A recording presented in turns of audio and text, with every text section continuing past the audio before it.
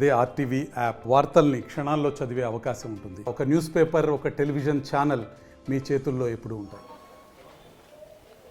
మహిళా దినోత్సవాన్ని పురస్కరించుకొని మహిళలందరూ కూడా ఏదైతే విజ్డమ్ చారిటీ ట్రస్ట్ వాళ్ళు ఏదైతే మహిళలకు సంబంధించి వివిధ రంగాల్లో రాణించినటువంటి మహిళలకు ఉత్తమ మహిళా పురస్కార అవార్డులు ఇచ్చారు. ప్రస్తుతం వాళ్ళంతా కూడా మనతో ఉన్నారు. కొంతమంది వాళ్ళని అడిగి తెలుసుకుందాం, అసలు వాళ్ళు ఏ రంగాల్లో వచ్చారు, వాళ్ళకి ఏ విధంగా అవార్డులు వచ్చినాయి అని చెప్పేసి అడిగే ప్రయత్నం చేద్దాం. చెప్పండి అమ్మా, మీకు ఏ రంగంలో అవార్డు వచ్చింది, ఎలా అనిపిస్తుంది? నేను విశాఖపట్నం నుండి వచ్చానండి. మనుపల్ల నా పేరు. నేను చిన్నప్పటి నుంచి కూడా నేను నా పక్కని ఎవరుంటే వాళ్ళకి నాకు తోచిన సహాయం చేసుకుంటూ వచ్చేదాన్ని. అదే అలవాటుగా నాకు మ్యారేజ్ అయిన తర్వాత కూడా నేను ఒక చారిటబుల్ ట్రస్ట్ మా హస్బెండ్ ద్వారా పెట్టించుకొని అనేక మందికి అంటే పిల్లలు చదివించడం కానీ, తర్వాత కోవిడ్ టైంలో ఒక 12,000 మందికి భోజనం పెట్టడం కానీ, తర్వాత నాకు దగ్గరలో నాకు తెలిసినంత వరకు ఏ ఏరియాలో కొంచెం ప్రాబ్లంగా ఉన్నారో వాళ్ళందరికీ వెళ్ళి ఫుడ్ ఇవ్వడం, ఇవన్నీ నాకు అలవాటండి. ఇవన్నీ చారిటబుల్ ట్రస్ట్ పెట్టి నేను చేయలేదండి. నా ఓన్గా నా హస్బెండ్ నాకు ఒక శారీ కొనుక్కోమని ఒక 20,000 ఇచ్చారనుకోండి, అవి నేను ఇన్స్టాల్మెంట్లో శారీ తెచ్చేసుకొని ఆ డబ్బులు నేను ఇలా ఖర్చు పెడతా ఉంటానన్నమాట. అది ఎవ్వరికీ తెలియదు, నేను ఇప్పుడే చెప్తున్నాను ఈ విషయం.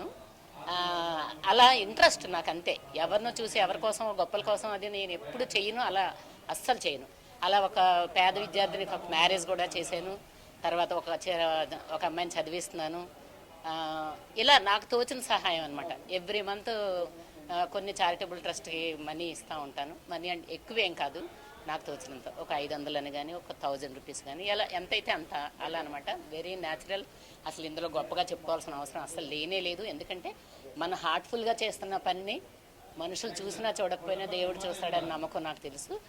అందులో 10 మందికి పెట్టడంలో వచ్చిన ఆనందం నాకు 20,000 శారీలో నాకు అసలు ఎంత మాత్రమూ లేదు.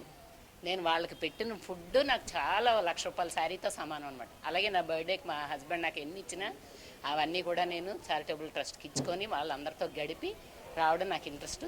అలాగే ఈరోజు నన్ను గుర్తించి నీరజ గారు, వరంగల్లో నా ఫ్రెండ్, తను నా పేరు అది ఇవ్వడం వల్ల నేను ఈరోజు ఇక్కడికి వచ్చి ఇక్కడ ఈ అవార్డు తీసుకోవడం జరిగిందండి.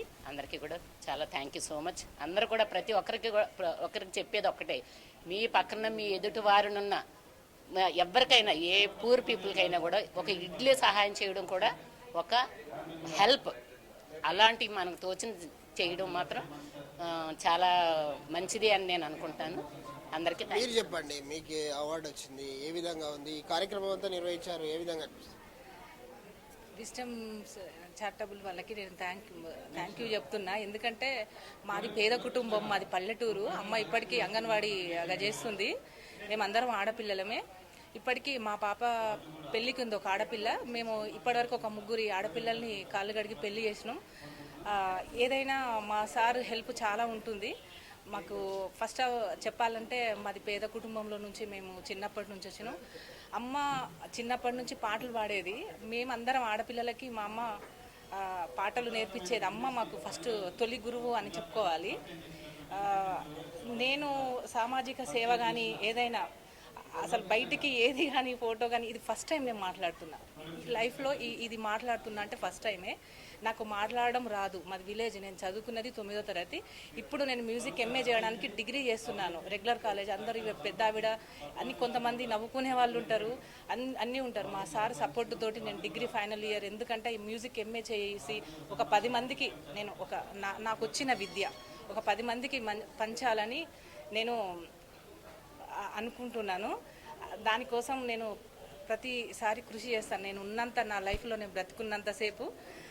థ్యాంక్ యూ నాకు ఈ అవార్డు ఇచ్చినందుకు. నాకు చాలా అవార్డ్స్ వచ్చినాయి, ఇది ఒక్కటి కాదు. నేను చెప్పాలంటే మొన్న చెన్నై వాళ్ళు కూడా నాకు కళాజ్యోతి అవార్డు, ఇట్లా చాలా చెప్పాలంటే చాలా వందల అవార్డ్స్ ఉన్నాయి. అవన్నీ నాకు లెక్క కాదు. సామాజిక సేవ అందరి మంచి చేయాలని నాకు అనిపిస్తూ ఉంటుంది. Thank you sir. మీరు ఎక్కడి నుంచి వచ్చారు, మీకు ఏ రంగంలో అవార్డు వచ్చింది, ఏ విధంగా? నమస్కారం అండి. నేను హన్మకొండ నుంచి వచ్చాను. నా పేరు లావణ్య. నేను 7వ తరగతి నుంచే కవిత్వం రాయడం జరిగింది. మా అమ్మే నా స్ఫూర్తి. అలాగే గణిత శాస్త్రం అంటే కూడా నాకు ప్రాణం. వృత్తిపరంగా నేను మ్యాథమెటిక్స్ టీచర్ని. అలాగే ప్రవృత్తి వచ్చేసి కవిత్వము. విజ్డమ్ చారిటబుల్ ట్రస్ట్ వారు చేసే సేవా కార్యక్రమాలు చాలా అభినందనీయము. I'm so happy that I'm a part of this program today. అలాగే happy women's day to all. ఈ సందర్భంగా వాళ్ళు ఈ వివిధ ప్రతిభలు కలిగిన వారందరినీ ఇక్కడ సమావేశమయ్యి వాళ్ళ అభిప్రాయాలు తెలుసుకొని అలాగే అవార్డులు ఇవ్వడం అనేది చాలా చాలా అభినందనీయము. వారికి నేను కృతజ్ఞతలు తెలుపుకుంటున్నాను. అయితే ఆడది అబల కాదు సబల అని నిరూపించుకునే కార్యక్రమాలు కానీ వివిధ సేవలు అందించే కార్యక్రమంలో కానీ మమ్మల్ని భాగవంతులను చేసినందుకు ఎంతో ఆనందిస్తున్నాను. నేను ఈ సందర్భంగా ఒక కవిత రాశాను, అది చెప్పదలుచుకున్నాను. మీరు చెప్పండి, అతి చిన్న వయసులోనే అవార్డు తీసుకున్నారు, ఏ రంగంలో అవార్డు వచ్చింది? ముందుగా ఆర్టీవీ ప్రేక్షకులందరికీ నా హృదయపూర్వక నమస్కారాలు. నేను మీ వేలాంగని. నాకు చిన్నప్పటి నుంచి టీచర్ కావాలని చాలా కోరికగా ఉండేది. నేను 5th క్లాస్ చదువుకున్నప్పటి నుంచి. తర్వాత నాకు 10th క్లాస్ అయిపోయాక బయట జ్ఞానం తెలిసాక టీచర్ అంటే ఒక 4 గోడల వరకు మాత్రమే తన గొంతు వెళ్ళగలుగుతుంది, అదే ఒక మోటివేషనల్ స్పీకర్ అయితే మన గొంతు ప్రపంచ నలుమూలలకి వెళ్ళగలుగుతుంది అన్న ఉద్దేశంతో నా టీచర్ కాస్త నా గోల్ని కాస్త కొంచెం మాడిఫై చేసుకొని మోటివేషనల్ స్పీకర్గా నేను ఎదుగుదాం అనుకొని అదే క్రమంలో నా అడుగులు వేస్తున్నాను. ఇప్పుడు ఒక 2 years ఎక్స్పీరియన్స్తో నేను మోటివేషనల్ స్పీకర్ అండి. ఇప్పుడు నాకు 20 years. 2003లో నేను పుట్టాను. నిజంగా మా నాన్నగారు లేరు. నేను మా మమ్మీ కడుపులో పుట్టగానే మా నాన్నగారికి మా అమ్మగారికి కొన్ని విభేదాలు వచ్చి వాళ్ళు విడిపోవడం జరిగింది. అప్పటి నుంచి మా అమ్మగారే నన్ను తన సొంత శక్తితో తన సొంత కాళ్ళ మీద నన్ను పెంచడం జరిగింది. మా అమ్మగారికి నేను చిన్నగా ఉన్నప్పటి నుంచి నాకు ఊహ తెలిసినప్పటి నుంచి మా అమ్మగారి కంట్లో నేను ఒక్క కన్నీటి చుక్కను కూడా చూడలేదు. తను ఎన్ని కష్టాలు వచ్చినా దిగమింగుకొని ఎప్పుడు చిరునవ్వుతో ఉంది. మా అమ్మగారిని అలాగే ఇన్స్పిరేషన్ తీసుకొని నేను కూడా ఎప్పుడు చిరునవ్వుతో అడుగులు ముందుకు వేద్దామని అనుకొని నేను ఆ క్రమంగా సాగుతున్నాను. ప్రజెంట్ మన మహిళలను ఎంతో తక్కువ చేసి చూస్తున్నారు. ఇంట్లో భర్త అయినా కావచ్చు, నాన్నైనా కావచ్చు, ఆడపిల్ల కదా అని ఎంతో తక్కువ చేసి చూస్తున్నారు. వాళ్ళందరికీ నేను ఒక ఎగ్జాంపుల్గా నిలవాలని, ప్రతి ఒక్క ఆడపిల్ల గుండెల్లో నా విజయం వాళ్ళ గుండెల్లో ఒక గీతమై మోగాలని నేను అనుకుంటున్నాను. ప్రతి ఒక్క ఆడపిల్ల మనం ఏదైనా అనుకుంటే ఏదైనా సాధించగలుగుతాము. ఏదైనా మనం మరణించే ముందు మన నేమ్ని మనం సిగ్నేచర్గా ఈ భూమి మీద చేసి మరణించాలి.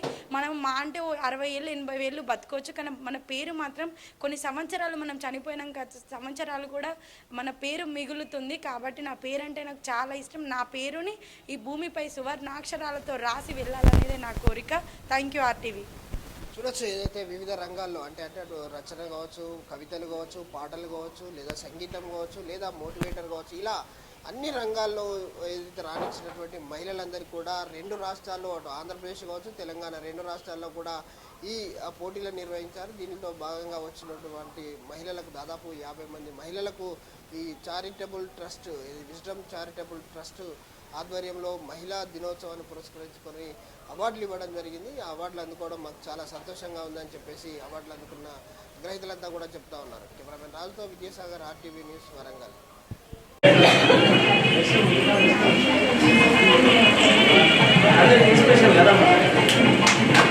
ఫిజియోథెరపిస్ట్ డాక్టర్ గంగారపు రాజకుమారి గారు.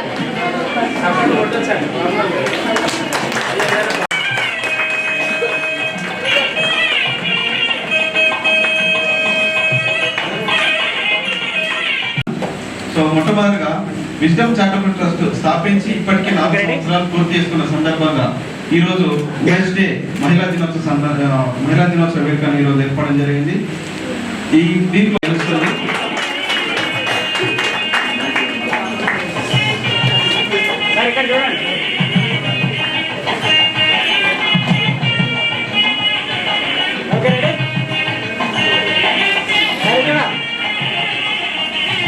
చిన్నతనం నుంచి ఎన్నో ఒడిదొడుకులు ఎదుర్కొని తాను కుటుంబానికి ముందుగా ఉండి నడిపిస్తున్నటువంటి మేడిపల్లి బిందుప్రియగా మేడిపల్లి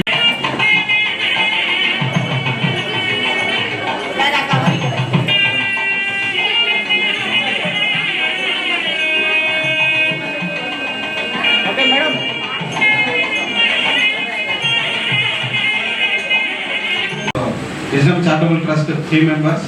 సో ఒక్కసారిగా మేము విజ్డమ్ చారిటబుల్ ట్రస్ట్ పెట్టినప్పటి నుండి ఇప్పటి వరకు ఏమేమి కార్యక్రమాలు చేసాం ఏంటనేది కూడా ముందు ఒక రిపోర్ట్ పరంగా మేము వస్తున్నాం. సో వీళ్ళందరినీ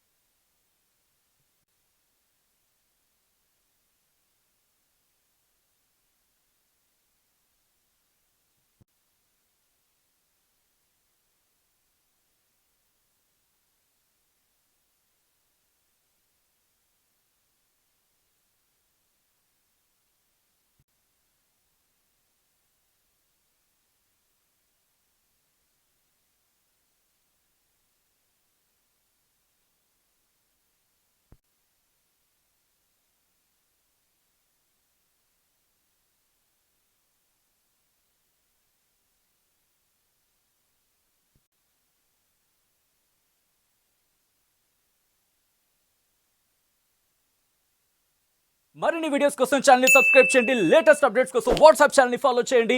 అండ్ లింక్ డిస్క్రిప్షన్ లో ఉంది.